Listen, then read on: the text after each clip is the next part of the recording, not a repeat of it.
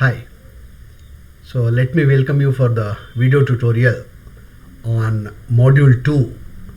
The topic that we are discussing today is motivation. As the motivation is a very big chapter by itself, but as per your syllabus, we are discussing in a very brief way. Fine. So let us discuss about the motivational theories. Let us discuss first about what is motivation, and then let us discuss about the some motivational theories, which is as per your syllabus given by the video. It is a process of channelizing a person's inner drives so that his needs, wishes, goals are accomplished. Fine. It is just a whatever the needs that he is having or wishes that he is having, goals or can be accomplished by motivating a particular person or a particular group of people or the entire organization. Fine. So when you different types of motivation, or when you divide the motivation, there can be broadly two types, that is the intrinsic motivation and the extrinsic motivation. Intrinsic motivation, as it says, it is within yourself. That means inside motivation. There is no need of any external person to motivate me or to give me the directions. It is I myself will drive, I myself will achieve the goal of the organization or the personal goal that I have set. Okay. The other one is external motivation. That means some outside persons or the outside environment or outside the organization or my well-wishers, okay, will motivate me to reach that particular goal. Okay, this is a second type of motivation that we have. Okay, let us go directly to the theories of motivation. Okay, so the 7 theories of motivation that we have listed out here and we will be discussing: Maslow's hierarchy of needs, McGregor's theory X and theory Y, Herzberg's two-factor theory, McClelland's achievement theory, Victor Vroom's expectancy theory, Adam equity theory, and Skinner behavior modification theory. These are all the 7 theories that we are discussing in this particular video lecture series. Let us take up the first one, that is the Maslow's hierarchy of needs. So it is the Maslow's has said that the needs have a hierarchy. Any individual need or any person, you take it into in the organization, they have a hierarchy of needs. So he has started identifying the people needs and categorizing the needs into various categories, and he said that there is two types of basically it can be broadly divided into two types. The first one is the deficiency need and the second one is the growth need. The deficiency need, as the name itself says, there is a deficiency in myself, I need to fulfill that. Growth need is my deficiencies have been taken care, or my basic needs have been taken care. I have to grow in this particular organization or in the society or in the world. I have to grow. So that is the growth needs. So normally the deficiency needs are the basic needs which comes during the beginning of the person's career or the person's life, and the growth career or the growth need will arise once he gets stabilized in the industry, and then it will form. Let us see each one of them theories. According to him, you have around 5 basic types of theories. According to him, is the first is the basic physiological needs. The next, once the basic physiological needs have been fulfilled for the peoples, the next will be a security need. He thinks of a security in his life. Once the security needs has been fulfilled, the next one is the social need. His belongingness, the need will come. Once the social need satisfies, then it goes to the esteem need. Once the esteem need is being satisfied, the last need is the self-actualization stage. That means self-realization stage will come into the picture. Okay, let us discuss each one of this stage little bit more. Okay, what do you mean by the basic psychological physiological need? The basic physiological needs are nothing but the air, water, food, shelter, sleep, cloth. Majority of the peoples will be of this particular need. Majority of the people will be wanting for this particular need. Once these needs are fulfilled, that is the basic needs at the beginning of the anybody's life or the beginning of their career, everybody will look to have a good food, good shelter, good sleep, good clothing, and a little bit of money to do the purchasing and all these things that they will be having. Once these needs are fulfilled, the next higher level need is the security need. Once the basic needs are fulfilled, he starts thinking about the security, like the personal security. He will go for an LIC, he will go for a mutual funds, he will go for some investment in some company, so that in the later on stages he can earn some money and he can able to get secured, or health insurances that the employees is getting, or the employment itself, that means getting promotion and getting a after the training period, getting a permanent in the organization. All these needs are become the security needs. Once the security needs fulfill, the next stage will be the social needs that he will be getting. Under the social needs, he would like to have the friendships, family, that is the entire family he wants to bring it together, or intimacy with the society that he is like to have, or the social works that he would like to do, or getting associated with the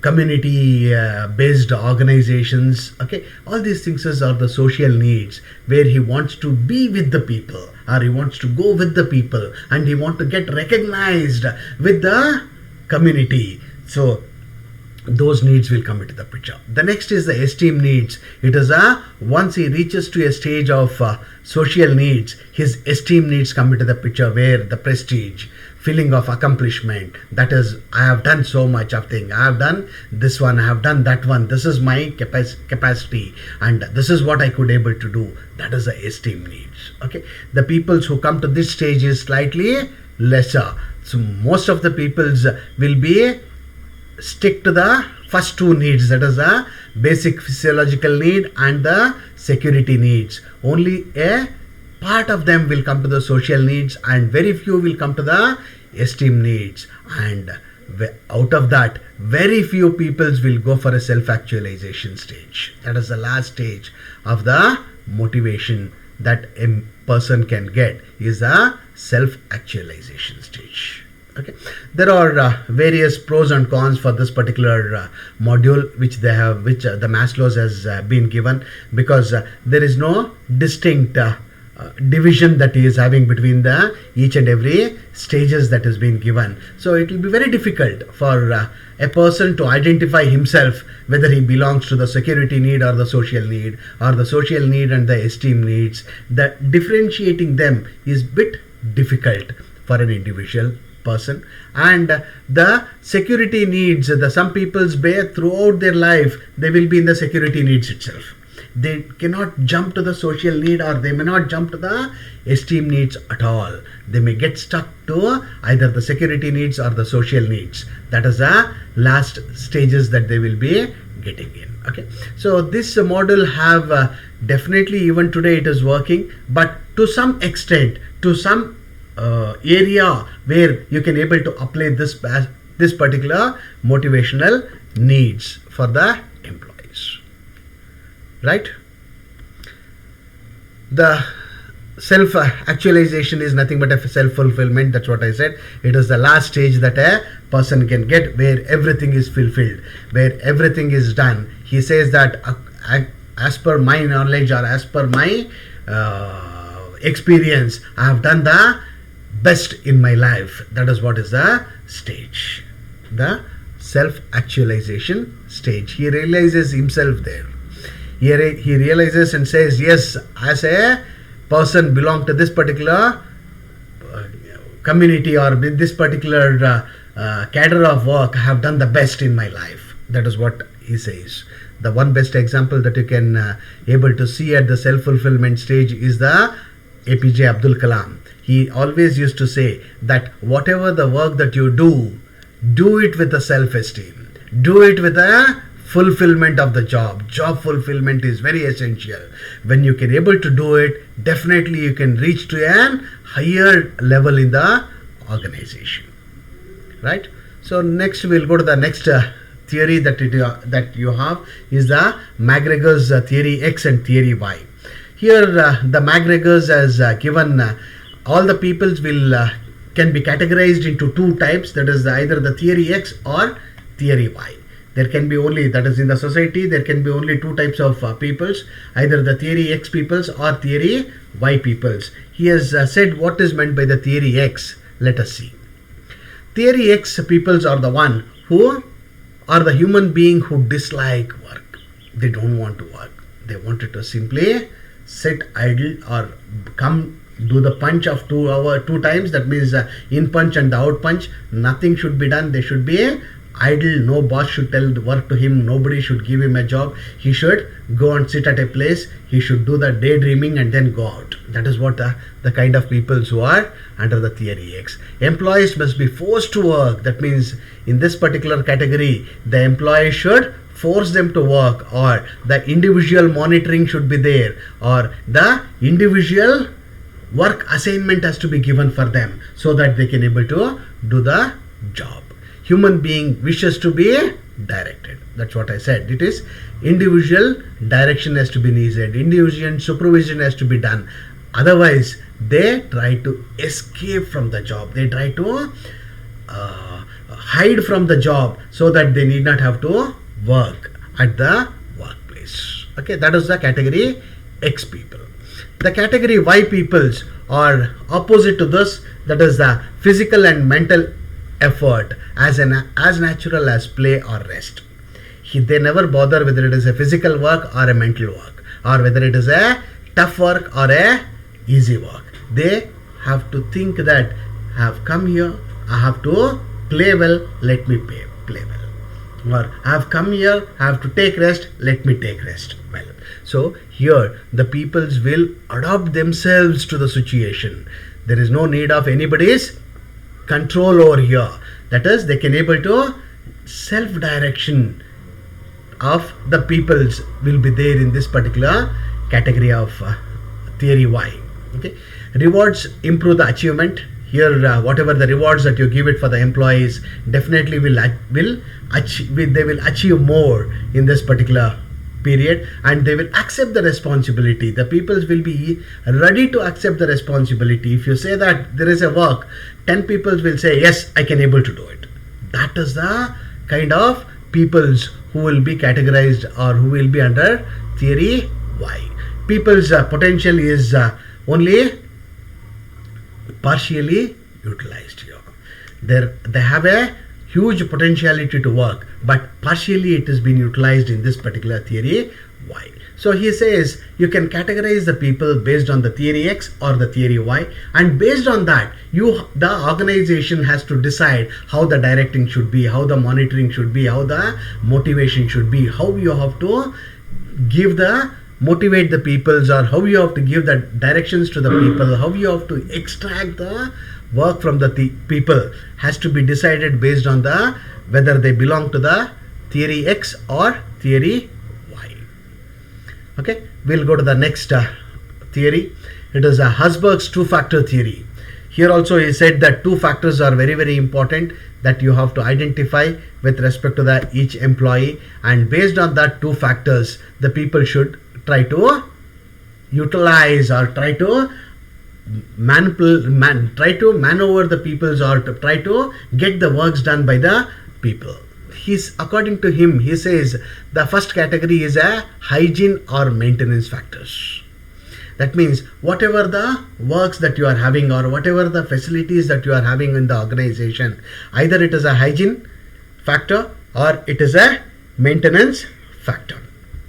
the second set is the motivation factor.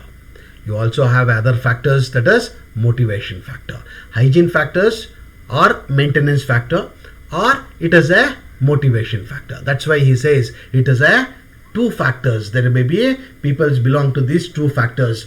First one will be a hygiene or the maintenance factor. The second one will be a motivation factor. There can be two extreme ends, that is not existing or existing. That means hygiene factors may be the water in the washroom.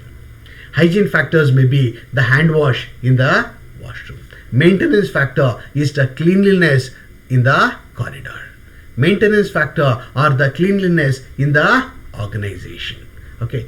On the other side, the motivational factors are to bring them in time and make them to work in time, and leaving them in time is a motivational factor.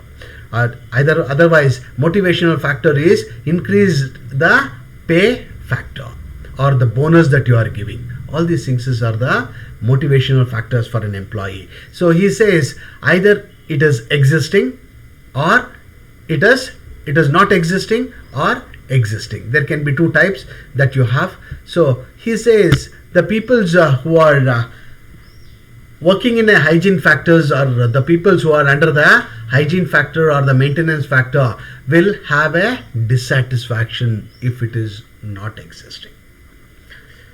That means if there is no water in the washroom, the people will get dissatisfaction. But on the other side, if it is existing, it doesn't give the satisfaction to them. It is just water is there in the washroom. That's all. That is it doesn't give no satisfaction to him because it is existing. Okay. But whereas on the other side, that is the motivational factors, if it is no dissatisfaction, that is, if there is no dissatisfaction not existing, but it gives a satisfaction when it is existing. So it all depends on whether it is existing or not existing. That is the factor, the theory. The two factors are theory, or hygiene theory or the motivation theory. If it is existing, if it is not existing, it causes dissatisfaction with respect to the hygiene factor. If it is existing, no satisfaction comes into the picture. But whereas in case of motivational factors, it gives the no dissatisfaction if it is not existing, but definitely it will give a satisfaction if it is existing. Right? So the organization has to think which are all the factors, that is a hygiene factor based on the situation, based on the climate, like the AC or the fan which is needed, is a maintenance factor. You have to maintain the temperature of the workplace, so it is a maintenance factor. If the fan is existing, if it is not existing, it causes a dissatisfaction. But if it is existing, nowhere it will give a satisfaction. Okay. But whereas the other side, motivation, is if you pay more amount of money, or if you give a bonus to a worker, if you don't give the more money to the worker, it will not cause dissatisfaction. No dissatisfaction will occur. If you are giving the money or the bonus or the profit sharing, that if you are doing it, that definitely will have a satisfaction. Okay. So based on this, the peoples can be motivated, or the employees can be motivated at the workplace. But only thing is, the management should identify whether it is a hygiene or the maintenance factor, or whether it is a motivational factor. Let us see the next one, that is McLean's need achievement theory. So the McLean has said there can be three types of motivation that can be given. That is need for affiliation, need for power, need for achievement. According to him, he said NAF and NPower are NAC. Okay. Need for affiliation is nothing but you have to say you are a member of the family.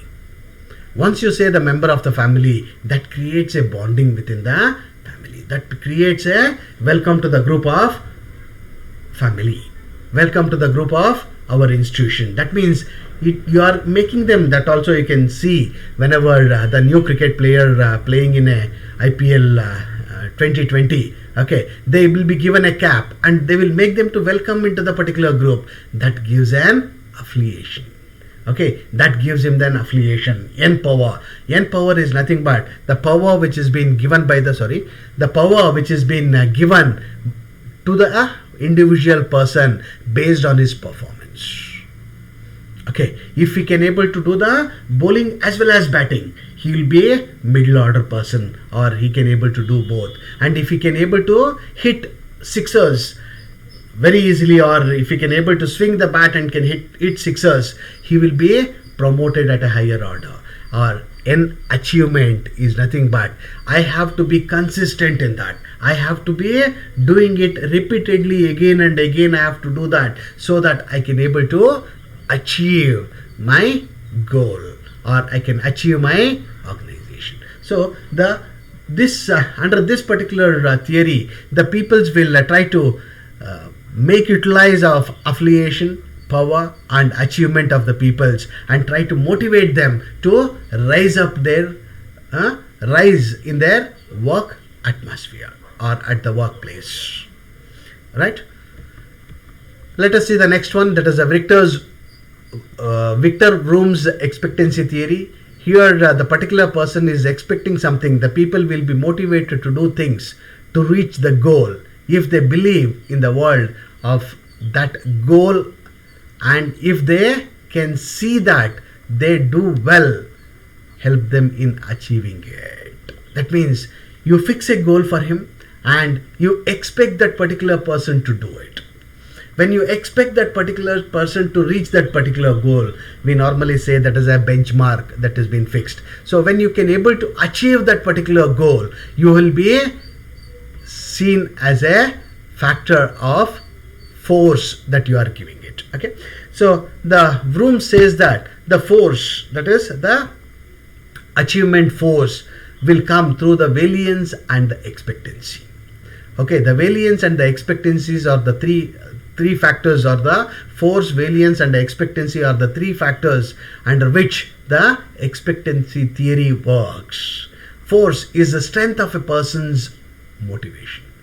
How much of force that you can able to give, how much of pressure you can able to give, how much of workload that you can able to give, how much of stress that you can able to give, depends on the valiance and the expectancy. These two things is the employee should understand, because you cannot keep on loading a particular person till he gets frustrated and break down from the work culture. Hence the force is been evaluated, or the force is been found with respect to the valiance and the expectancy. Then what is meant by the valiance? Valiance is the strength of an individual performance for an outcome. That means it is a individual strength. It is a personal strength that he is having, whether he is good in a lathe machine, whether he is good in a milling machine, whether he is good in a drilling machine. You know that it is his individual strength. Yes, he can able to perform well in that particular area. Okay, that is a strength of a particular person. Into expectancy. Expectancy is the probability that a particular action will lead to the desired outcome. Okay, so if you calculate these two things, that is, if you multiply the valiance and the expectancy, that will become the force, or the individual person's motivation level. Fine. So the probability is where you keep on doing it every time, or once in, if you can able to achieve 8 times out of 10, it is the probability is 80%. Yes, it's a very good probability that you are having. Okay, so the probability is depend on his outcome that he has done in the organization, or the outcome that he has shown in the organization. But whereas the individual strength will be taken into consideration, the individual strength and the probability of outcome will give you the force. So any employee has to be motivated based on the valiance and the expectancy that he is having within himself. Next one, Adams equity theory, where Adam equity theory says that the motivation is influenced by an individual's subjective judgment. about the equity of fairness of the reward he or she gets. That means I have completed 100 out of 100. I have put 100% effort. I have completed the benchmark well in time. But the reward that I got is only a piece of chalk. Then nobody will be interested to do it. He is expecting some amount of reward. That reward he or she has to get it should be fair enough or should be equally good enough what he is expecting. Okay, then only he will be motivated to work. If he is not motivated to work, if he is not getting a fair amount of reward, then definitely he will not put his effort there. Okay, relative to the inputs compared with rewards of others, that is effort to reward ratio is compared. Okay, the company should know what is the effort that he is putting and what is the reward that he has to give. Normally the salespeople will always keep this particular equity theory in their mind, and they will set targets to the employees. Like if you tell 5 missions, you will get 100 rupees per mission. If you reach beyond 5 missions, you will get 150 rupees per mission. Like that, they will be showing some motivation. They will be giving some rewards with respect to their relative output or the input that they are giving it, how much effort they are giving it, how much they are converting it. Based on that, they will be scaled up with respect to their packages, what they are going to get. Okay. Similarly, even in IT BT industries also same. Like there will be a project will be given, and the project is completed in time, and the project the person who has given the project has been completely satisfied with his feedback, with his whatever the problems that he is having. Then the peoples will be rewarded as a effort for which they have done. Okay. So underpaid workers may work less and overpaid workers may work more. That is what his theory says. That means if you pay less, you will work less. If you pay more, he will work more. That's what has been said in one of the this one. He says that if you pay peanuts, you will get monkeys. No other than monkeys you can able to get if you pay peanuts. Okay. So that is on the whole, the reward is perceived than measured after getting motivated. That means how much the reward you perceived, then you will measure it for an motivated, whether the motivation has come or not, after getting the reward that you are whatever for the accomplishment of whatever the work that you have completed. Okay, that is what is the theory of Adams equity theory. The next one is the Skinner's reinforcement or behavior modification theory. That is either Skinner reinforcement or it is a behavior modification theory. Okay. Under this particular theory, individuals can be motivated by proper design of their work environment. That means whenever the peoples come to work, they should be given the proper facilities. They should be given proper work atmosphere. They should be given proper working environment in which he can able to work. That motivates him to do the work. Either it is an AC that you are giving, or it is a good ergonomical chairs that you are giving, or you are making them a good pantry or good cafeteria that you are giving. All these things will come under the environment. That is the work environment that you are giving for an employee to work more or to increase their performance at the workplace. While punishment for the poor performers produces a negative result. When you punish the poor performance, that demotivates him or it gives a negative results from that particular person. Such works that give them the reward and prizes are repeated, while such workers that gives them punishments are avoided. That means whatever the rewards that you can able to get, those works you have to do more and more. Those are all the works which you are going to get the punishments, that you have to reduce it at the workplace. Then only you can prove your potentiality at the workplace. Okay. People modify their behavior according to the reinforcement, either positive or negative. If the reinforcement are good enough, if whatever the rewards that he is going to get is good enough, then there will be a positive motivation. If the rewards that he is getting or the reinforcement that he is getting is not good enough, or it is a bad to him, then it creates a negative motivation among the employees.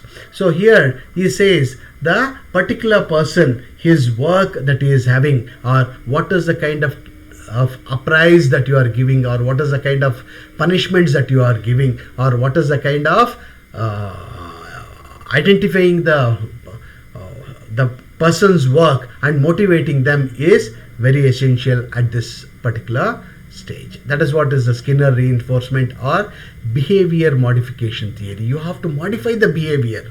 That's what in the last sentence, that is where the last this one which has been said, where they have to reduce the negative behavior, where they have to increase the positive behavior of an individual. With this, we have completed the motivational theories. Thank you.